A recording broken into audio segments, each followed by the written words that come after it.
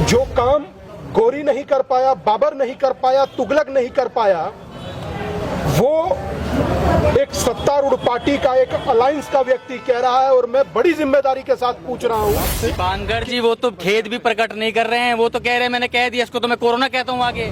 क्या नहीं लग रहा G20 की समिट होने वाली है, पूरे देश का माहौल, पूरी दुनिया आपको देखने वाली, उस और यहाँ पर स्टालिन जैसे जो मंत्री हैं, पिता मुख्यमंत्री हैं, और ये कहते हैं कि हिंदुओं का विरोध करते हैं, ऐसी बातें, ये तो उस समय देखिए विश्व स्तर की बातें होगी ना। यहाँ मोदी जी पूरे देश का विकास की बात कर रहे हैं, वहाँ ये व्यक्ति ऐसी बातें कर रहे हैं कि 80-90 करोड़ लोगों की आबादी के खात्मे की अगर कोई बात करता है और वो मात्र विरोध कर कर बैठ जाए तो ये तो उचित नहीं। मुझे लगता है कि 3 बार मीडिया ने पूछा, तीनों बार भाई ने कहा कि मैं अपने बयान पर अड़ी हूं। तो मान लेते खड़गे जी के लड़के कहते हैं ठीक है, समर्थन करते हैं।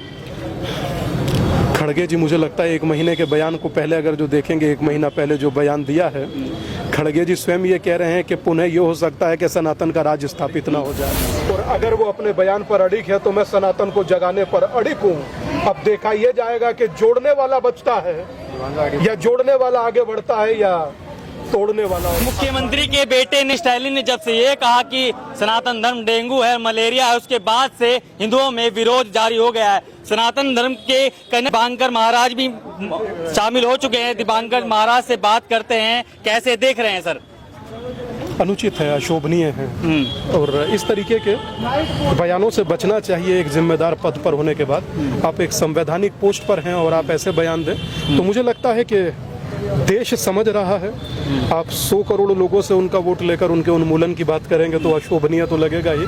और मैं समझता हूं कि इस तरीके के बयान भविष्य में पुनरावृत्ति इसकी ना हो, सुप्रीम कोर्ट को इसका स्वतः संज्ञान लेकर ऐसे व्यक्ति को जेल में डालना चाहिए। आप भिक्षा यात्रा करते रहते हैं, लगातार आप सनातन की बातें कर रहे हैं, उसके बाद क्या ये जरूरी पड़ रहा है राजनीति के लोगों को कि कम से कम बार बार धर्म को अटैक किया जाता है? इस पर ही बातें बोल जाते हैं। कितनी बातें जरूरी थी कि डेंगू से, मलेरिया से उसको कंपैरिजन कर रहे हैं। हिंदू के एक होने से डरते हैं कि अगर हिंदू एक हो गया जातियों से ऊपर उठकर तो भविष्य में कहीं इनको नुकसान ना हो। और जो सांप्रदायिकता के लाभार्थी हैं वो इस तरीके के शब्द बोलते ही रहते हैं। पर मैं समझता हूं कि अब समाज समझदार है, सचेत है, जागरूक है, तो इस तरीके की चीजें एक समय के बाद अपने आप स्वतः बंद हो जाएंगी। जब अभी आप जाएंगे जनता से कहेंगे कि हमें वोट दीजिए तो जनता पूछेगी कि क्या आप जीतने के बाद हमें 24 में हमारा उन्मूलन कीजिएगा? हमें डेंगू है क्या? डेंगू में और मनुष्य में कोई अंतर नहीं होता। तो इस तरीके के अनर्गल बयान से, अनर्गल प्रलाप से दीपांकर जी वो तो खेद भी प्रकट नहीं कर रहे हैं, वो तो कह रहे हैं मैंने कह दिया, इसको तो मैं कोरोना कहता हूँ आगे। मैं समझता हूँ कि हिंदुओं को चिढ़ाने जैसा है, सनातन को चिढ़ाने जैसा है। और आगे आगे देखिए होता है क्या। आप लोगों ने जनता में ही जाना है, नेता लोगों भाई, कम से कम जनता को ऐसे अपमानित तो मत करो। और जनता ने आपका क्या बिगाड़ा है? राजनीति करनी है करिए, तुष्टीकरण करना है करिए, जिसको खुशी देनी है दीजिए। हमें क्यों अपशब्द बोल रहे हैं? क्या इस देश में भगवा पहनना, सनातनी होना, हिंदू होना गुनाह है क्या? और अगर गुनाह है तो बताइए, उठाकर फेंक दीजिए साउथ चाइना सी में। और अगर नहीं है तो आपकी हैसियत कैसे हुई बोलने की? और इतनी ही क्षमता आप में है, थोड़ी सी भी रीढ़ बची है, किसी और के बारे में बोलकर दिखाइए। राजनीति इतनी गंदी हो चुकी है कि कोई सत्ता के जो और पार्टियां हैं वो भी कहती है चलो हम तो मान लेते हैं, खड़गे जी के लड़के कहते हैं ठीक है, समर्थन करते हैं। खड़गे जी, मुझे लगता है 1 महीने के बयान को पहले अगर जो देखेंगे, 1 महीना पहले जो बयान दिया है, खड़गे जी स्वयं ये कह रहे हैं कि पुनः ये हो सकता है कि सनातन का राज स्थापित ना हो जाए। तो भयभीत व्यक्ति तो ऐसे ही बयान देता है। और मैं समझता हूं कि बुद्धिमान है, विद्वान है, बड़े लीडर हैं, इस तरीके के बयान से उन्हें भी और उनके सुपुत्र को भी बचना चाहिए।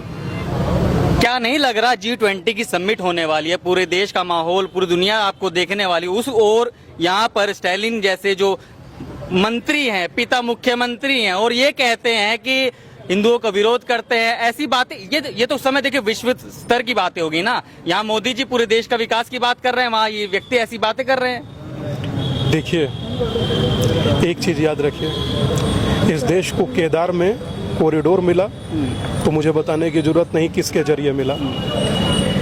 राम मंदिर मिल रहा है, किसके जरिए मिल रहा है। काशी का कॉरिडोर देख लीजिए, विंध्याचल कॉरिडोर देख लीजिए, केदार कॉरिडोर देख लीजिए, तो तो बहुत कुछ कहने जैसा नहीं है।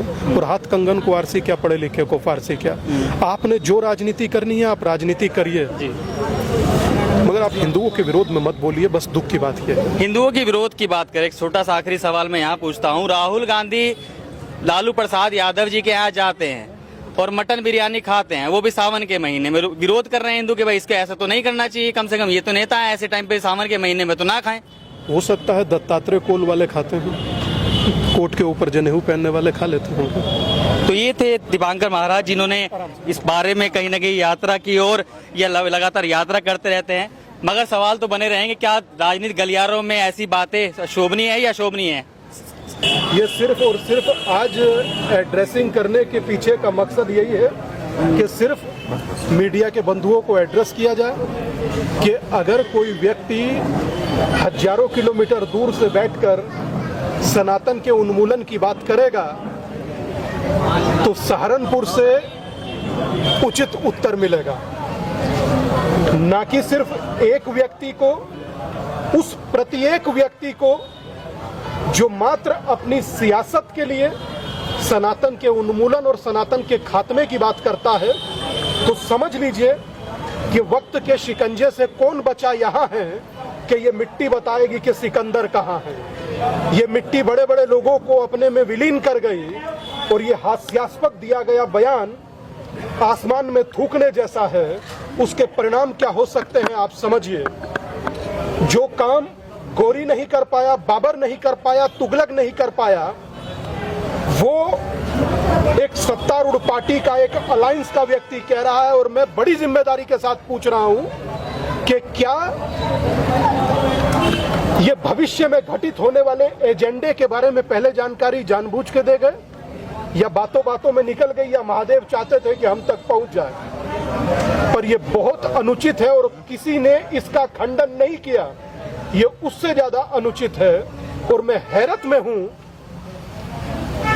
कि एक विरोध मात्र मेरे से नहीं, राकेश भाई से नहीं, देवेंद्र भाई से नहीं, ब्रिजेश भाई से नहीं, या हम सब लोगों में से या सनातनियों में से नहीं, ये विरोध समूचे सहारनपुर की सड़कों से जाना चाहिए था, मैं ऐसा समझता हूं। और ये विरोध समूचे हिंदुस्तान से जाना चाहिए था, मैं ऐसा समझता हूं कि 80-90 करोड़ लोगों की आबादी के खात्मे की अगर कोई बात करता है और वो मात्र विरोध कर कर बैठ जाए तो ये तो उचित नहीं। मुझे लगता है कि 3 बार मीडिया ने पूछा, तीनों बार भाई ने कहा कि मैं अपने बयान पर अड़िग हूं। और अगर वो अपने बयान पर अड़िग है तो मैं सनातन को जगाने पर अड़िग हूं। अब देखा यह जाएगा कि जोड़ने वाला बचता है या जोड़ने वाला आगे बढ़ता है या तोड़ने वाला और खास। स्वामी जी, इसका विरोध जो है कहीं और से भी जाना चाहिए था, इसका विरोध किसी और को भी करना चाहिए था, उन्होंने नहीं किया। 48 घंटे ज्यादा का समय हो चुका है।